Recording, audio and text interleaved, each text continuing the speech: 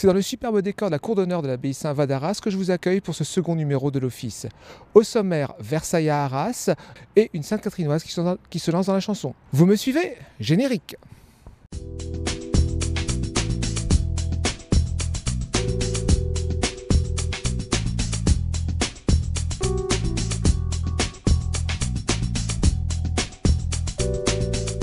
Première exposition du partenariat entre le musée de l'abbaye Saint-Va et le château de Versailles, l'exposition Rouler Carrosse va bientôt fêter ses 1 an. Découvrez avec nous quelques-unes de ses pièces. Est-ce que vous pouvez m'en dire plus sur ce partenariat? Alors oui, c'est un partenariat qui a été signé conjointement entre 3 parties, la région Nord-Pas-de-Calais, le château de Versailles, l'établissement public du château de Versailles et la ville d'Arras. Il y a cela un petit peu plus d'1 an et demi. Et voilà, ce partenariat a pour objectif de produire des expositions au musée des Beaux-Arts d'Arras. La première exposition Rouler Carrosse est en place depuis presque 1 an maintenant, ça fera bientôt 1 an au mois de mars. Alors où en sommes-nous? Eh bien, tout va très bien puisqu'on peut annoncer 190 000 visiteurs depuis donc, le 17 mars 2012. Donc ce sont de très bons chiffres. Après cette exposition, qu'est-ce qui est prévu dans le cadre du partenariat avec le château de Versailles? Alors une prochaine exposition à partir du printemps 2014 autour de la thématique la guerre et la paix. Toujours à partir des collections du château de Versailles et cette fois-ci sous le commissariat conjoint de Anne Hainaut, conservatrice au musée des Beaux-Arts d'Arras, et Frédéric Lacaille, conservateur au château de Versailles. Alors nous sommes ici devant le tableau de Van der Meulen qui représente l'entrée de Louis XIV à Arras 1667 si mes souvenirs sont bons. Qu'est-ce que vous pouvez nous dire sur ce tableau? Alors c'est déjà un très beau panorama où l'on voit la cour arriver sur les hauteurs de Beaurain. On domine donc, la cour domine la ville d'Arras que nous voyons au loin. Et puis c'est un tableau, on va dire, à caractère, on va dire, politique, puisque nous sommes en pleine période de guerre de dévolution. Le roi s'est marié avec Marie-Thérèse d'Espagne. Les territoires du Nord et de la Flandre appartiennent à l'Espagne. Et donc Louis XIV décide de parcourir ces territoires et de présenter donc son épouse, la reine Marie-Thérèse d'Espagne. C'est aussi une manière pour lui de dire « Vous n'avez pas payé la dot, donc je récupère les terres ». Voilà, donc c'est pourquoi tout le tableau met l'accent sur ce carrosse en lumière ici, avec à la portière une Marie-Thérèse et puis légèrement décentré, donc le roi Louis XIV sur son cheval blanc. Encore une fois, l'idée étant de présenter la reine à la population, au peuple, et de montrer que maintenant, il y a mariage entre la France et l'Espagne, et que maintenant, donc, les terres appartiennent à Louis XIV. Première incursion dans l'histoire d'Arras grâce à ce tableau. Oui, c'est vrai, l'exposition, vous le verrez, parcourt les différentes étapes des rois de France qui sont venus à Arras. Ça fait partie des axes forts de l'exposition. Alors pour nos amis rageois, une petite visite de la ville d'Arras sous Louis XIV. Tout là-haut, ici, la cathédrale Notre-Dame en Cité qui se trouvait place de la préfecture. Elle fut détruite sous la Révolution. Un peu plus loin, un superbe ensemble, le collège des Jésuites, qui se trouve à l'emplacement de la Banque de France actuelle. Seul élément vraiment reconnaissable de ce tableau, le beffroi, qui est toujours au même endroit. Et pour terminer, une porte, la porte Ronville, qui ressemble à un petit château qui se trouve approximativement à l'emplacement de la poste principale d'Arras. Donc, ce modèle présumé du carrosse du sacre de Louis XV comporte une importante avancée technologique, c'est-à-dire l'apparition de la petite roue à l'avant, à la différence d'une grande roue à l'arrière, puisque la petite roue à l'avant permet, à partir de l'époque de Louis XIV, un braquage à 90 degrés au lieu de 30 degrés à l'époque de Louis XIII, par exemple. Donc on parle d'invention du carrosse moderne vers Louis XIV, Louis XV. Donc ça, c'est une vraie avancée, c'est-à-dire qu'il y a plus de maniabilité au niveau de la conduite. Derrière moi, la rue de la Marche. Du 21 au 24 juillet 1744, le roi Louis XV a passé un petit séjour à Arras. Il logeait à l'hôtel du gouverneur. Sa maîtresse, la duchesse de Châteauroux, logeait à l'hôtel de la Bazette qui se trouve de l'autre côté. Suivant les ordres du roi, chaque entrée de la rue de la Marche avait été condamnée par une palissade afin que celui-ci puisse rendre une petite visite à sa maîtresse sans être vu de tout le monde. Les Arageaux s'en sont offusqués et le surnom de cette rue fut la rue du scandale, rue qu'elle porta pendant la Révolution, quand les grands hommes font la petite histoire. Maintenant, retournons à l'exposition Rouler Carrosse. Nous sommes ici devant les chaises à porteurs, une très belle chaise à porteurs. Qu'est-ce que vous pouvez nous dire sur ces modes de transport ? Alors les chaises à porteurs font partie du paysage du château de Versailles, puisqu'il n'est pas rare de croiser différentes personnes transportées en chaise à porteurs. En réalité, les chaises à porteurs prenaient le relais entre l'arrivée des berlines et les gens avaient le choix de soit descendre de leur berline et marcher à pied, ou alors solliciter une chaise à porteurs. On pouvait même entrer jusqu'à l'escalier du roi, à l'intérieur du château, en chaise à porteurs. Ces chaises à porteurs présentées ici dans l'exposition Rouler Carrosse sont contemporaines à Louis XV. Et elles sont plutôt dans un très bon état, comme on le constate ici, avec la chaise à porteur à décor de marine. Et cette chaise à porteur a la particularité d'avoir été restaurée entièrement pour l'exposition. Alors moi, j'ai le souvenir de l'avoir vue au musée des Carrosses à Versailles, pas encore restaurée. Et je peux dire que voilà, le travail a été extrêmement bien fait, puisque à l'époque, on ne voyait même plus ces paysages marines. C'était complètement, on va dire, encrassé. Et le restaurateur a fait un très très beau travail. C'est ça aussi le partenariat. C'est-à-dire que le partenariat permet aussi la restauration d'œuvres, de collections d'État, pour donc plus de plaisir pour le public. Pourquoi les traîneaux sont exposés ici ? Il faut dire que c'est une petite entorse en fait à la thématique générale du déplacement des personnes d'un point A vers un point B, parce qu'en fait on n'utilisait pas les traîneaux pour se déplacer d'un point A vers un point B, mais plutôt pour jouer. On organisait des courses. C'était le divertissement par excellence au moment des mois de décembre-janvier, lorsque Versailles était entièrement enneigé et gelé, comme on voit ici sur la photographie du grand canal gelé. Et il faut aussi s'imaginer que ces traîneaux que vous avez là devant vous étaient complètement ornés de papier doré, de papier argenté, de grelots, etc., ce qui donnait le plus bel effet sur la neige. Alors ils étaient tractés par un seul cheval, lui-même étant ferré avec des crampons. Ces traîneaux ont la particularité d'être fabriqués au service des menus plaisirs. C'est un petit peu ce que je vous disais en préambule. C'est comme c'était du divertissement, les traîneaux, même s'ils étaient tractés par des chevaux, n'étaient pas fabriqués dans les écuries royales de Versailles. Ils étaient vraiment fabriqués par le service des menus plaisirs, ce qui correspond, on va dire, au service événementiel, par exemple, d'une grande structure. Nous avons vu un premier traîneau qui est peint, d'autres sont uniquement sculptés. Il y en a un très beau, le traîneau léopard, qui est très très réaliste, il faut le dire. Oui, sans doute le plus spectaculaire de la collection des traîneaux royaux.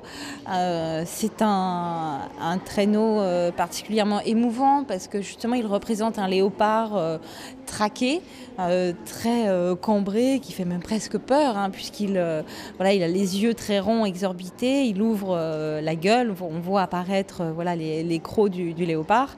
Donc voilà, il est extrêmement bien réalisé dans une facture presque réaliste. Ce qui est assez amusant, c'est de voir que certains de ces repose-pieds ont encore leurs bottes fourrées. Oui, c'est un détail, un très joli détail, parce que certains traîneaux possèdent encore leurs petits chaussons fourrés, qui pour la personne en fait qui dirigeait le cheval. Ce qu'il faut savoir dans les traîneaux, dans la conduite d'un traîneau, c'est qu'il n'y avait pas d'ordre hiérarchique, c'est-à-dire qu'il n'y a pas de cocher avec à l'intérieur donc une personne de la cour en fait.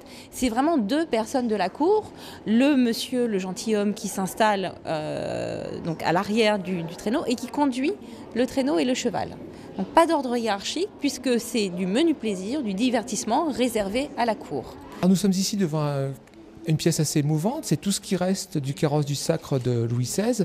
Qu'est-ce qui est arrivé à ce fameux carrosse ? Il a été entièrement détruit pendant la Révolution puisqu'il est devenu le symbole même de ce qu'il fallait anéantir au moment de la Révolution. D'ailleurs, dans le décret national qui est donc présenté ici, les quelques lignes disent à la fin, cette voiture dite du sacre sera dépecée. Donc ça montre aussi la force de la manière dont on a voulu en fait se débarrasser de ce carrosse. Mais heureusement, le panneau de la portière gauche a été dérobé au moment de la destruction du carrosse, précieusement conservé par son propriétaire. Et c'est seulement en 1946 qu'il a été retrouvé et identifié en 1992 comme étant le panneau de la portière gauche du carrosse du sacre de Louis XVI. Ici, nous avons effectivement une figure allégorique de Louis XVI. Le jeune roi est représenté ici en conquérant romain. Il est accueilli par la France, que l'on reconnaît à son manteau fleur-de-lysée et la couronne. Et il y a différents symboles, comme par exemple ici l'abondance, reconnaissable à sa corne, la corne d'abondance. la justice avec son épée et son plateau, et ici la vigilance. Il y a aussi des symboles marins, comme ici un dieu des rivières et une naïade. Tout ceci était très allégorique, c'était des messages que la monarchie faisait passer, y compris par l'intermédiaire des carrosses. Nous sommes ici dans la salle dédiée à Louis XVI, il y a les restes de son carrosse, son portrait, mais qu'est-ce que la rageoire Robespierre fait ici? Justement, clin d'œil à Robespierre Larageois, puisqu'il a obtenu en fait une bourse de l'abbaye Saint-Va, là même où nous sommes, pour poursuivre ses études au lycée Louis-le-Grand à Paris.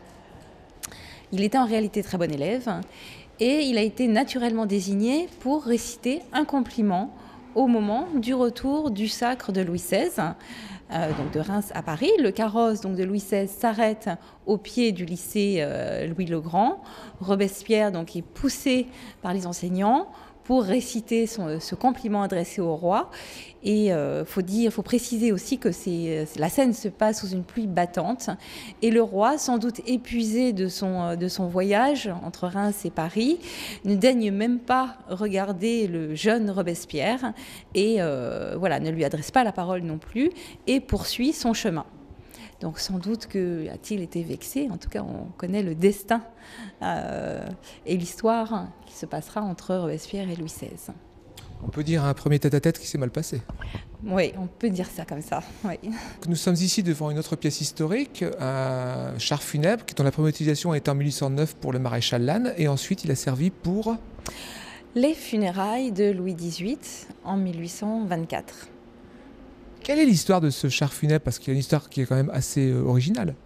Alors voilà, le fait qu'il ait servi aussi à l'enterrement de différents présidents, en effet, Sadi Carnot et Félix Faure ont été enterrés avec ce char funèbre. Alors ici, il vous est présenté la manière dont il a été utilisé lors des funérailles de Louis XVIII, donc dans sa version Louis XVIII. Ce char a été retrouvé dans un triste état, vous pouvez nous en dire un peu plus? Oui, alors il était en réalité entièrement en kit, retrouvé en kit au Trianon. Et Versailles a souhaité s'y intéresser. Pour cela, a fait appel à un spécialiste, M. Bouchard, qui d'ailleurs est venu, M. Bouchard, lors du montage de l'exposition en février dernier à Arras. Et M. Bouchard donc, a été chargé de reconstituer le char funèbre, qui était donc encore une fois entièrement en pièces détachées dans un coin du Trianon. Le fait qu'il soit en kit nous a beaucoup aidé au moment du montage de l'exposition en février dernier, puisque comme vous pouvez le constater, il reste seulement 12 cm entre le plafond et le haut de la couronne, le haut de ce qu'on appelle l'impériale. Donc le fait qu'il soit en kit nous a beaucoup facilité la tâche du montage, puisque voilà, c'était les dimensions, voilà, c'était très très juste au niveau des hauteurs sous plafond. Vous avez ici sur le drap mortuaire noir les grandes armoiries de France et de Navarre, puisque les rois sous les Bourbons étaient rois de France et de Navarre. Il faut imaginer aussi au-dessus du catafalque noir la couronne royale, le sceptre et la main de justice, ainsi que l'épée du roi qui était sur des coussins. Et vous avez ici en violet quelque chose qui est assez rare, c'est la reproduction d'un manteau du sacre des rois de France, dont l'original est conservé à Saint-Denis. D'ailleurs, petite colle, est-ce que vous savez combien de fois les rois de France portaient leur couronne sur la tête? 2 fois, le jour du sacre et sur leur lit de mort. Derrière nous se trouve la pièce maîtresse de l'exposition, le carrosse du sacre de Charles X. Qu'est-ce que c'est que ces roues d'abord qui sont exposées ici? Alors ce sont les roues de convoiement. Qui sont utilisées en dehors des villes pour aller un petit peu plus vite justement que les roues que vous voyez qui sont utilisées lors des arrivées dans les villes. C'est-à-dire qu'à un moment donné, on changeait les roues. On passait de roues d'apparat, on va dire, à des roues de convoiement. Et avec ce type de roues, on allait un petit peu plus vite. On allait à 14 km/h, tandis qu'avec les roues d'apparat, on allait seulement à 4 km/h. Mais les roues d'apparat étaient seulement au moment des entrées dans les villes. Donc en l'occurrence pour ce carrosse, les roues ont servi à l'entrée de Reims et l'entrée à Paris. En fait, ce carrosse a une histoire assez brève puisqu'il servira 3 fois, le sacre à Reims, l'entrée à Paris et le baptême du prince impérial. Oui, tout à fait. Et en plus, c'est un carrosse qui a été réalisé dans l'urgence. Seulement 6 mois ont été nécessaires pour réaliser cet énorme carrosse de 4,5 tonnes, comme vous le soulignez tout à l'heure. le carrosse du Sac, qui est actuellement présenté sous sa forme de Napoléon III, mais on a réussi à retrouver des panneaux de Charles X. Vous pouvez nous les présenter ? Oui, ce sont les panneaux donc, de portière qui ont servi au sacre de Charles X. C'est un prêt, c'est-à-dire que ces panneaux n'appartiennent pas aux collections du château de Versailles. Ça fait partie des 5 prêts de l'exposition. On est ravis de les avoir parce que voilà, ça permet de montrer justement qu'un véhicule, c'est-à-dire qu'il est transformé, il vit aussi au fur et à mesure des années. L'intérieur, comment est-il fait ? Alors, ce carrosse déjà a mobilisé les meilleurs artisans, les meilleurs artisans de métiers d'art. On constate à l'intérieur donc des broderies extrêmement spectaculaires, extrêmement soignées, un très beau velours rouge, entièrement brodé de fils d'or. On voit également que les sculptures constituent en fait une vraie richesse du véhicule. On peut aussi signaler le fait que pour la première fois, les artisans ont réussi à fabriquer la roue d'un seul tenant en fait. Ce véhicule comporte 87 accessoires, c'est-à-dire que tout ce que vous voyez ici, les aigles à chaque coin, etc., l'impériale, là pareil, tout peut se démonter. Et c'est assez émouvant au moment du montage de l'exposition de voir en fait par terre référencer tous ces 87 accessoires. Alors nous sommes ici un peu loin du faste de la cour impériale et la cour royale, puisque c'est la République. Ce véhicule hippomobile présente une certaine forme d'austérité, de discrétion, à l'inverse de toutes les berlines et carrosses qu'on a pu voir jusque-là.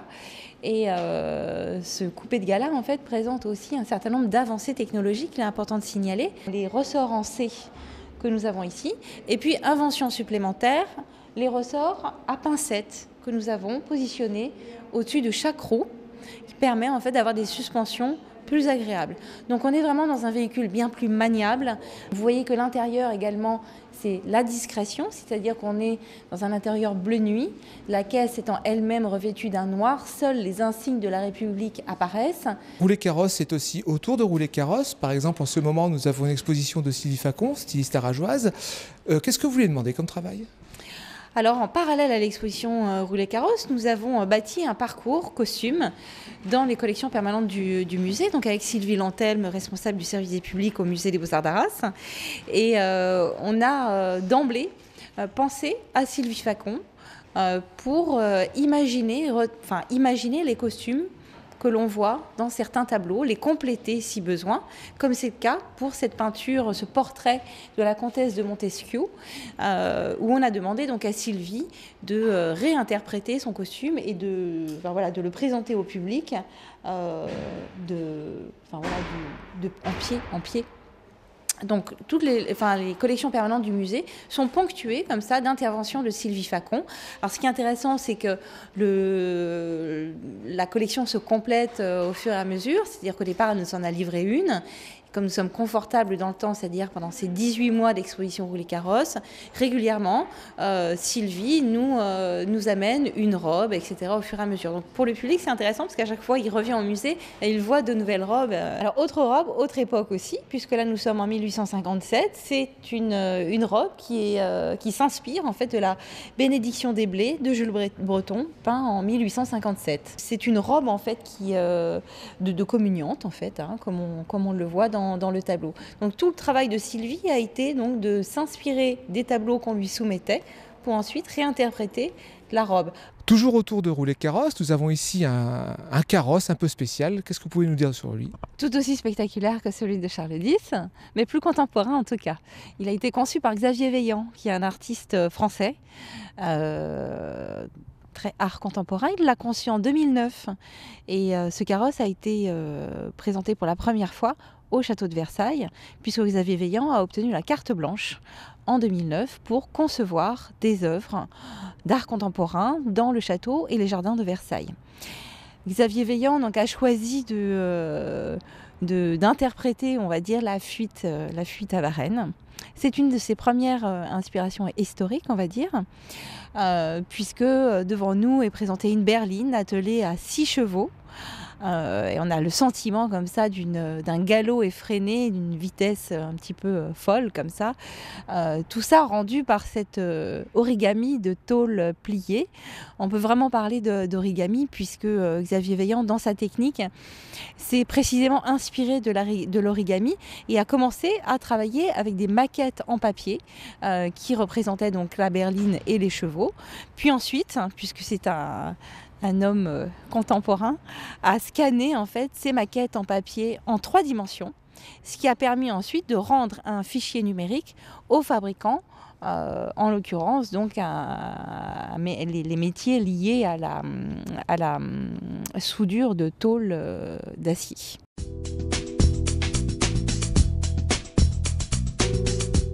Elle nous vient de Sainte-Catherine, elle a 22 ans. Ensemble, découvrons l'univers musical d'un jeune talent, Flora Acosta. De retour au lieu où nous accueillons Flora Acosta, jeune Sainte-Catherinoise qui se lance dans la chanson.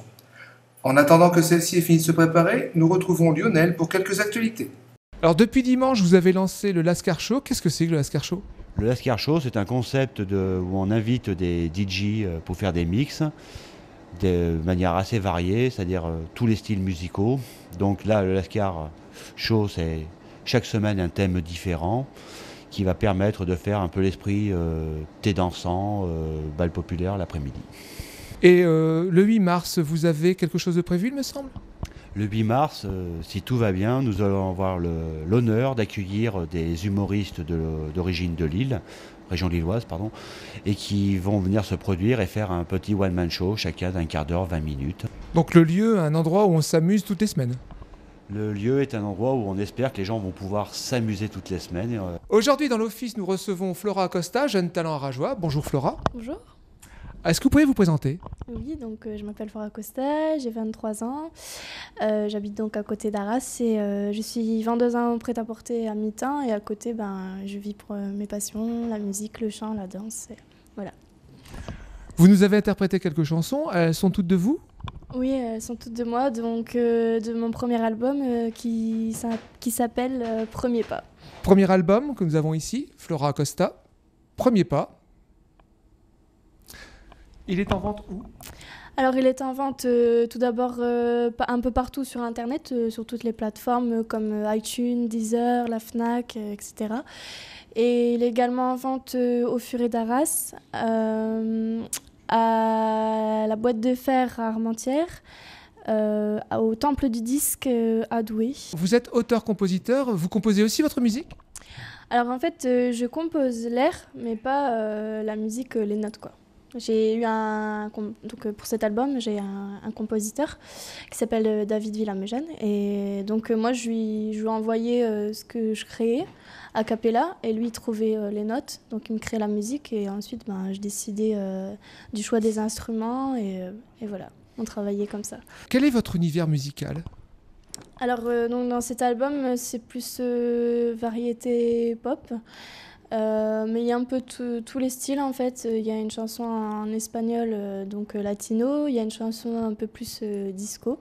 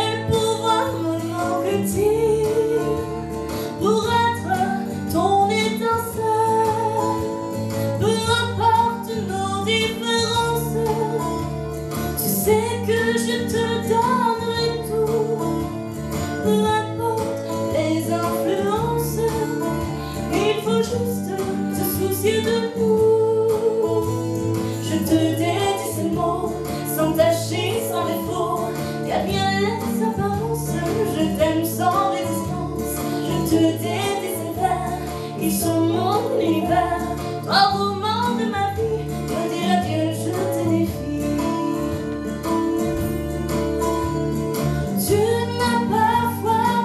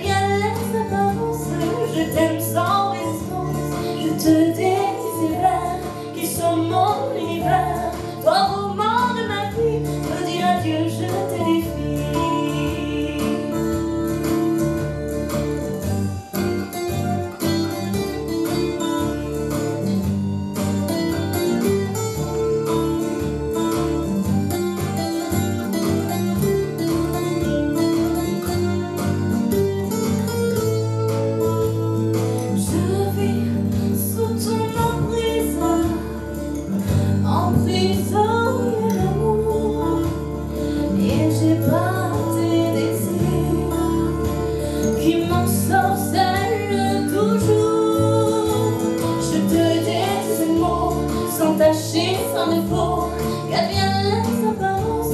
Je t'aime sans résistance, je te dédie ces vers qui sont mon univers. Toi, roman de ma vie, me dis adieu, je te défie. Je te dédie ces mots, sans tâcher, sans défaut, qu'adviennent les apparences.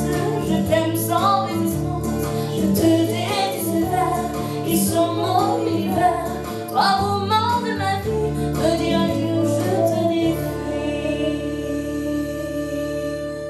Et là, actuellement, je prépare un single et je m'oriente plus vers pop R&B, soul et peut-être même un peu d'électro. Et quelle est votre actualité? Alors donc en ce moment je fais beaucoup de casting. J'ai fait dernièrement le casting de Jeune en scène à Valenciennes. Là j'ai fait le 9 mars, je serai à Arras pour le concours Les Voix d'Or. C'est un concours international. Ensuite je vais faire le cabaret magique, la mise en scène, et je ferai aussi les trophées de la danse. Donc voilà, beaucoup de concours à venir, et puis également sûrement l'émission N'oubliez pas les paroles. Et sur Arras, vous avez des dates de prévues? Oui, il y a donc justement ici même au bar Le Lieu, le vendredi 1er et le samedi 2 mars, je serai sur scène avec plein d'autres artistes et j'aurai la joie de partager ma passion avec le public d'Arras. Merci beaucoup. Donc, pour retrouver Flora Costa ici au lieu, le 1er et 2 mars. Et pour d'autres dates, je suppose? Oui, bien sûr. Vous pouvez retrouver toute mon actualité artistique sur ma page officielle Facebook, Flora Acosta officielle, tout simplement. Pour nous contacter, une adresse mail jerry.agoraptv@gmail.com. Ce magazine a été tourné à Arras, au musée de l'Abbaye Saint-Va et au bar Le Lieu. Roulez carrosse chez jusqu'au 10 novembre prochain. N'hésitez pas à visiter cette superbe exposition. Le carrosse de Xavier Veillant est exposé jusqu'au 25 mars et les robes de Sylvie Facon vont continuer à s'égrener dans le musée jusqu'à la fermeture de l'exposition Roulez carrosse le 10 novembre. Pour aller plus loin au niveau de l'exposition Roulez carrosse, nous vous conseillons ce superbe catalogue édité chez Flammarion. Flora Acosta, dont le CD est en vente aux adresses qu'elle vous indiquait, sera au bar Le Lieu les 1er et 2 mars prochains. Araucana, que nous avions accueilli lors du premier numéro de l'Office, sera en concert à Borin lors du récital Gainsbourg le 8 mars. Nous nous quittons avec Flora Acosta. Comme elle, nous vous disons j'irai jusqu'au bout de chemin et à la prochaine.